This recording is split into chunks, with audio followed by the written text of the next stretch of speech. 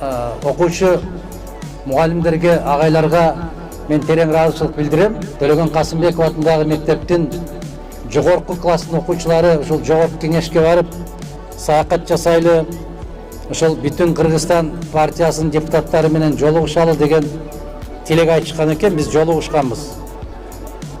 Жолугушуп сүйлөштүк, бирок убакыт аз болуп калган. Ошондо кыздар, балдар бир сураныч айтышкан. Мектебибиз жаңы, китепканабызда бираз китептен кемчиликтерибиз бар. Мүмкүнчүлүк болсо ошол китептерден жардам бересизби деген суранышын айтышкан. Менин жүрөгүмдү чындап кубанткан ошол сураныч. Адатта биздин жаштар сураса эле спорт зал сурайт, топ сурайт, күрөшө турган жанакы матрас сурайт, башка нерселерди сурайт. Китеп сураганды биринчи жолу уктум да, чын дилден, көкүрөгүм менен, жүрөгүм менен кубандым.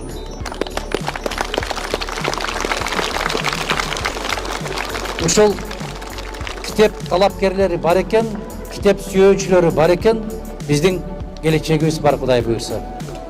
Мына ошол убадабызга туруп, бүгүн бир аз болсо кичине белегибизди алып келдик. Билим күнү 780 даана китеп.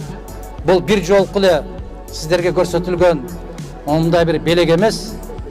Бул улана берет. Бул келе берет. Буйрса биздин фракциянын депутаттары дагы башка ушундай бир колдоо көрсөтөбүз деген азаматтар байма-бай келип сиздер менен дайым тыгыз байланышта болуп турабыз деп ишендирип кетким келет.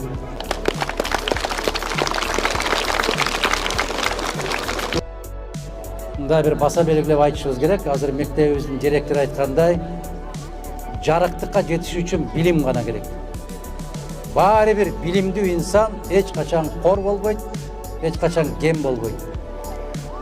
Эркиндикке эмне менен жетсе болот дейт. Орустун бир жазуучусу Писарев деген бар, ошол жазып атат. Накта эркиндикти билим гана берет дейт. Билимдүү киши эркин болот. Ата-энеңер бул биринчи үйдөгү мугалим. Экинчи мугалим, экинчи ата-эне мына ушул мектептен.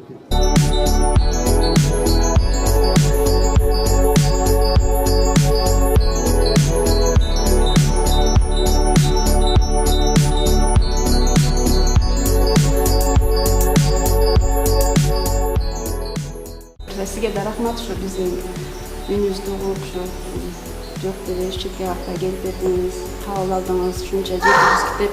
Биз өзүбүз айттык го, 4-5 айда биз 100 китеп арамчы болдук. 780 китеп.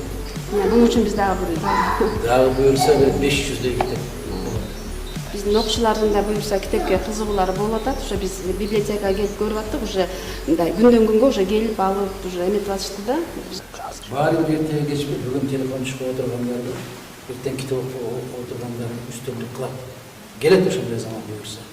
Бул баягы жапайы заман тез өтүп кетет. Келет баары бир китеп окуган инсан өтөт, узат. Кудай буйрса.